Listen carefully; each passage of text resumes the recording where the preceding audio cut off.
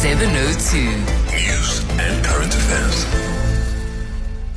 29 minutes to 10 o'clock. My guest is Senior Eyewitness News reporter Thabiso Goba, talking to us about the proposed strike or action by the MK party in opposition to any increase, because I've just seen some of their paraphernalia on our television screen, any increase in the in VAT.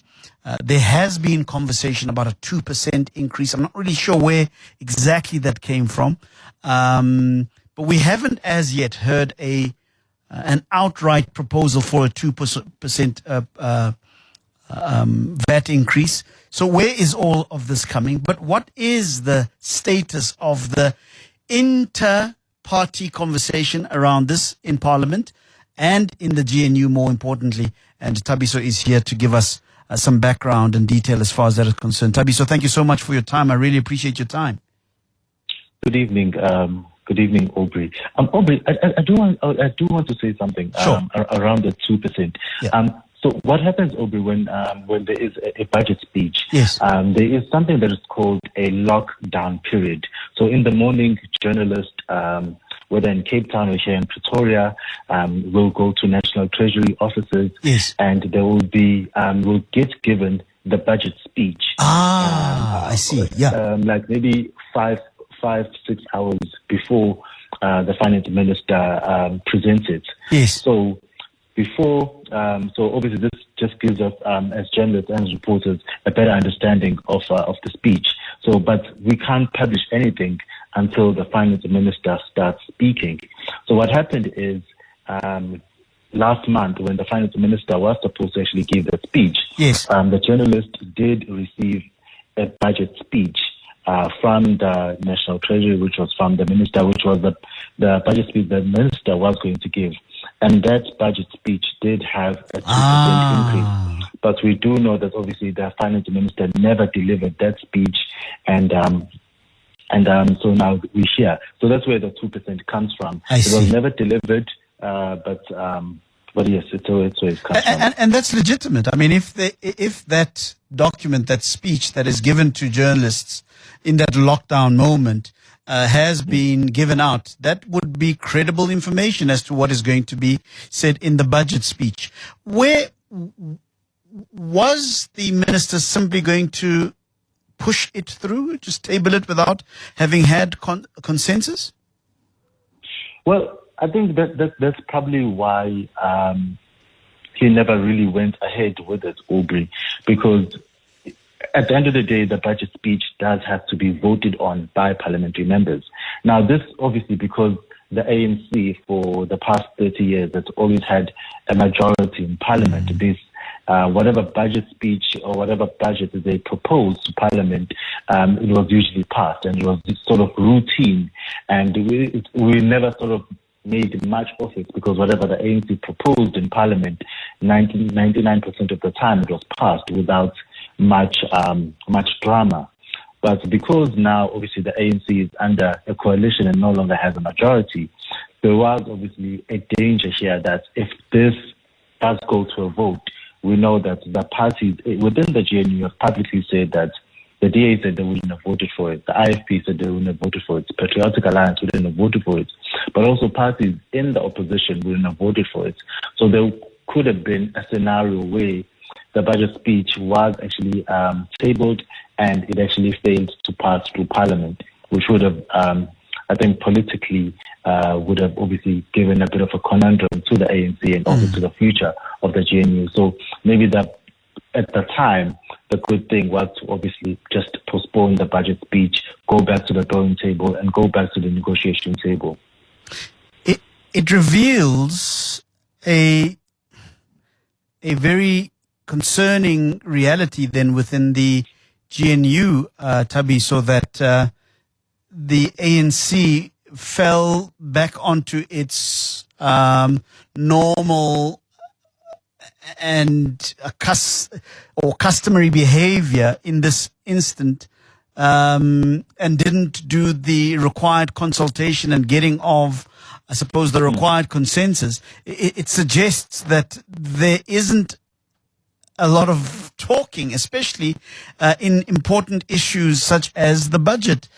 For the minister to have already delivered or put together the speech, having delivered to journalists just before it was supposed to be tabled, suggests that there isn't enough consultation, talking amongst each other, at least the constituent parties in the GNU? I think maybe the ANC, maybe they should speak to maybe their colleagues within the local municipalities of maybe how they sort of navigate coalitions. Because I think for the ANC in sort of the national leadership, but also in parliament and in national government, this is pretty much new for them in terms of having to consult with other parties to actually pass anything. And I think what we saw with the budget speech is actually a combination of that. And I think it's not just with the budget speech. You know that there was a lot of ructions within the GNU when the ANC passed, or when President Cyril Ramaphosa signed the Bella Bill into law, and he signed the NHI Act into law, and also the Expropriation Act. And while these bills were actually bills that were passed by the previous parliament, there was some feelings within some parties in the GNU that because you are signing these bills into law within this GNU administration, you at least had to consult us. But the ANC went ahead and sort of signed these bills into law. And the parties in the GNU have always said that they accepted that. I think they just grind their teeth and accepted that. But there was this feeling that eventually there will come a point where the parties in the GNU will say, you can't just push through things to us and just expect us to grind our teeth and just follow you blindly. And I think what we saw with this budget speech was for the first time the parties in the GNU outside of the ANC actually exercising some of the leverage that they do have with the ANC. And this has obviously culminated in an unprecedented move where the budget speech was actually postponed.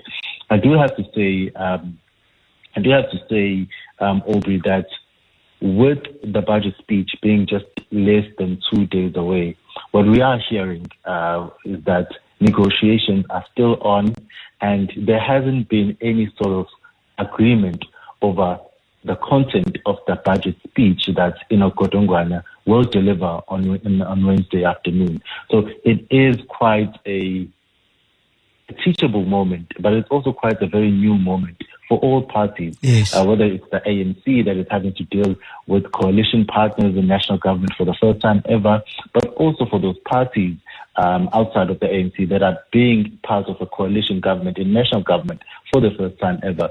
So it is obviously a very interesting and unprecedented time for our political landscape. Do we have any idea as to what are the sticking points, Thabiso? In other words, we're hearing a lot of people suggesting that instead of increasing VAT, we should be talking about cutting certain expenses. I mean, people have spoken about the perks of ambassadors throughout the world that have been deployed by our government. We're hearing a lot of conversation about cutting of expenses related to ministers and their deputy ministers. In fact, there's some people that are saying cut the size of the cabinet and do away with the very idea of deputy ministers. But I heard today that an ANC MP is saying that we should be focusing more on better ways of collecting uncollected revenue for SARS. It sounds to me like there are basically two schools of thought in this debate. There are those that are saying get more money from taxpayers, and then there are those that are saying that cut expenses. What is the nature of the impasse at the moment between the parties? I think, some of it's over because we are dealing with politics. Yeah. Some of these ideas that are being put forward may sound a bit like, a bit of politicking. Yes. Look at the idea, maybe, I think even the MK party even said it today, the idea of cutting perks for ministerial people or cabinet ministers. There was an idea that, deputy ministers should just be scrapped. Yeah. And while I do understand that there may be, a section of people that might think that, okay, we'll save money. But, you save a couple of billions. South Africa's budget is 2.7 trillion. So saving 1 billion here, saving 1 billion there, saving 1 billion everywhere is not going to make up much of a difference when it comes to actually a plan to how to fund this budget. But one thing that is interesting, Aubrey, is the one about uncollected taxes.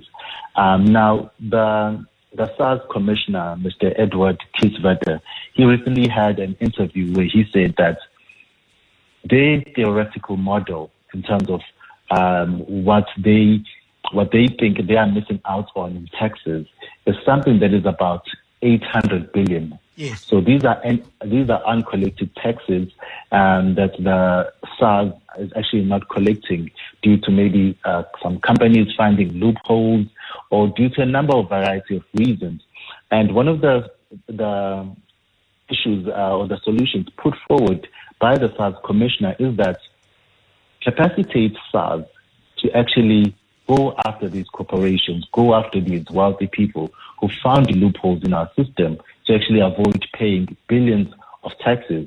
And he said that the tax gap is 800 billion. Now, this is obviously money that is actually, it's money that could actually make a difference in terms of how this budget could be funded. And this is something that even the MK party suggested, that even if we were to get about 50% or 400 billion of that, we can actually make much of a difference. So I do, as I'm saying, Aubrey, the ideas of cutting, some ministerial perks or cutting off ministerial positions, those, they can save a bit of money, but it's not money that will be consequential to the overall 2.7 trillion budget of South Africa. But obviously, money like 400 billion or 800 billion that SARS thinks it can go after if it is well capacitated with investigators and financial accountants and forensic accountants and legal people. This is money that could make a difference. But obviously, this it would take some time. So there is a bit of skepticism of how actually viable that idea is. But in terms of real money that could make a difference in our budget, that 800 billion could obviously make a huge difference. So that's the idea, I think, that has been put forward that does seem a bit realistic. But I do want to say that what we are hearing is that the finance minister is insisting on some sort of percentage increase on VAT. It might not be the 2 percentage point, but we do understand that it will be some sort of increase on our value-added tax. But again, the parties like the DA and the IFP just this weekend alone have come out publicly and said any VAT increase, they will not vote for it. The MK party has said the same as you said in your intro, Aubrey. So we're facing a very interesting next 2 days. The MK party has come out to say that they in fact are organizing a national strike in protest of any increase in VAT.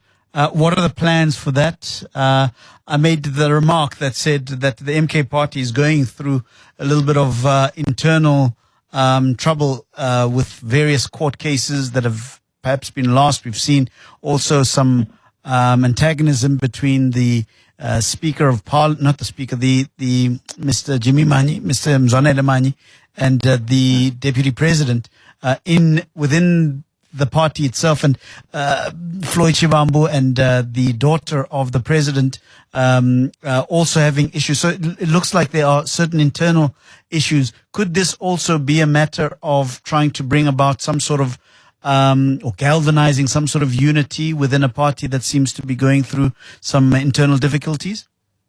Yes, 100%. I think obviously, those internal disputes within the MK party are something that has that are very public, and it's something that any party, the MK party, I think it's important to remember, is only a 1 year old. It's a relatively new party, and it has burst into the scene and has gotten a lot of attention. It is the country's official opposition party. It has about 58 seats in parliament, which never happened before for any party contesting their first elections. So the idea of internal disputes when a party has actually done this well in their first time elections, it was always going to happen. But as you said, that nothing galvanizes the party than one single common goal. And I can get if people might be a bit afraid. I think uMzwanele Manyi, the party's one of the MK senior leaders, said that they will bring government to a standstill if there's any VAT increases that passes parliament. And you do have to take into the fact that two senior members within the MK party, that is Bonkosi Khanyile and Duduzile Zuma, are currently in courts for the July 2021 unrest. So there is obviously a bit of apprehension when a party that has people accused of instigating the July 2021 unrest starts putting out rhetoric like wanting to bring the country to a standstill. But I will say that Mzwanele Manyi also added that it's not they won't just do protest, but they also will challenge any VAT increases through parliamentary processes and through legal processes. And he did obviously make a point of saying that protests are protected in South Africa, so there is nothing illegal about having any protest. And he said that we are going to challenge this whether on the street or whether in the House of Parliament or in the courthouse to make sure that no VAT increase happens. So that's the MK's plan, which again is the official opposition party in this country right now. Will they be able to garner the support, you think, Thabiso? In other words, I appreciate the fact that they are the official opposition, and this is well within their mandate. I absolutely agree with that. I'm just wondering that given the internal ructions that are taking place within the party, all the way from the new, well, not so new anymore, but the Secretary General, Floyd Chivambo, and what seems to be unhappinesses at a certain level, what's going on in Mpumalanga province, and so forth. It appears that it's a party that is going through, I suppose, the normal stabilization process of any new party, right? But do they have, at this point, at this stage, the wherewithal, the stamina to galvanize the support for a national a protest of that nature? Well, I think the MK party got 2.3 million votes across the country. So I think if you just for purposes' sake, we just assume that all the 2.3 million people still support the MK party, you're looking at quite a large contingent of people. But it's not only that, Aubrey. We do know that the MK party is part of this parliamentary caucus that is called the Progressive Caucus. Yes. It includes the MK party, it includes the EFF, it includes ATM. And, EFF is still part of the caucus? Yes. Okay. There hasn't been any official word on that. You remember that there was a recent debate in Parliament, and the EFF said, yes, we are part of the Progressive Caucus, okay, but it doesn't mean that we are always going to agree on everything. Sure. So there is also that Progressive Caucus, and you can imagine that both the EFF and the MK party command a large number of supports across the country, but also command a considerable support even within Parliament. So in terms of galvanizing a national strike, to take Mzwanele Manyi's word of bringing the country to a standstill, you'd imagine that the MK party would have to create an opposition bloc that includes all of its partners, That's the MK party, that's the EFF, that's the ATM, but also maybe also other parties in the GNU that are opposed to the VAT increase. And there's, as I said, there are parties that have come out publicly within the GNU and say they don't support any VAT increases. Whether they would take the picket lines next to the MK party is another issue. But I think with the MK party just alone and the strength of its numbers, which are 2.3 million votes that it got on the last elections, you do imagine that if they can obviously get those logistics sorted out and get those disputes out of the way, they can galvanize something that can actually be a great an opposition to this government of national unity. And I suppose this is going to be a litmus test for that when they do actually go out into the streets. This will be a litmus test for whether or not it is possible for them to galvanize that support on the streets with feet on the ground, as it were, over and above the number of votes that they got at an election. And I suppose when they know that, it'll then give them strength to go after other issues on the street. Do you think that it's part of the strategy to perhaps invite other parties that may have similar sentiments around the taxation issue to join them? I mean, I get a sense that the IFP and maybe even the DA would agree in principle with the idea that there shouldn't be any increases as far as VAT is concerned. But do you see them marching with the MK and more specifically the EFF? I'm actually quite surprised that they are still part of the caucus, of the Progressive Caucus. But would they be willing to march alongside the MK at this point?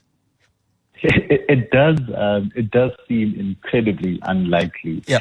But I think, Aubrey, the sort of the political era that we are in, unlikely is, it's a word that has probably lost meaning. We never thought that we'd ever see a budget speech being postponed. Indeed. But I will say that, Aubrey, one of the things that I think I noticed today in the MK 20 march, and I've been fortunate enough to cover the MK in a number of different provinces, so that's the Limpopo, Northwest, and obviously KZN and here in Gauteng.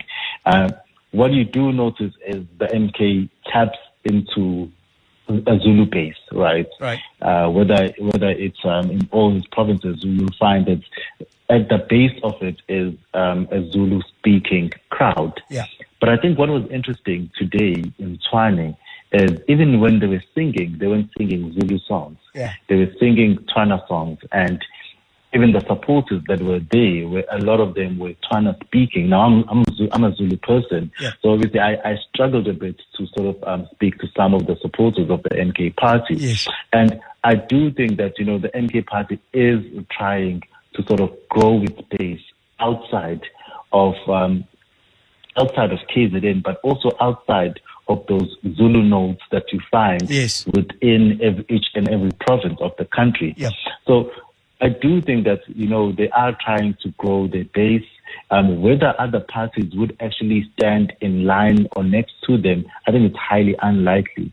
But I will say that the MK actually said something interesting today and said that there has been media reports, Aubrey, that the ANC might actually look to go to the EFF in terms of getting the EFF to assist them in passing this budget. Yes. Now, the MK said that, if the ANC cannot get its partners within the GNU to pass the budget, we would be willing to speak with them and have a discussion or some sort of negotiation, provided, however, that any proposal that the ANC brings to us doesn't include a VAT hike. But other than that, we are willing to discuss. So it's not just the MK parties just want to go to the street. They are actually, they have expressed that, it is important that the budget is passed. However, the only thing we are against is the 2% increase. Hike. Yeah. It appears, though, that the DA has said the same thing to their partners in the GNU to say, look, even if we were talking about a 0.5% increase, we'd be willing to talk if that includes other concessions. I'm not really sure what those concessions would be, but it appears to me that the space is still a place of negotiation. There aren't any hard and fast decisions that have been made. The door for negotiation has been left open. The door for negotiation is still open. It was interesting over last week. I remember that Cabinet released a statement saying that there's been 3 options that have been presented to the Finance Minister, and it's now up to the Finance Minister to actually look at those options and determine which of those options are the best ones in terms of to fund the budget. And shortly after Cabinet released that media statement, the DA leader, John Steenhuisen, released a statement of his own saying that negotiations are still happening, no agreements have been made, we are still talking. And I thought that was interesting in terms of that contradiction with the DA saying that, we are still talking. And since then, there hasn't been any joint statement from Cabinet or from the GNU or partners in the GNU. The only word we're getting is that we are still talking. And it does, obviously, with the time running out and with the budget speech being on Wednesday afternoon, it does give you a sense of worry that will it get over the line?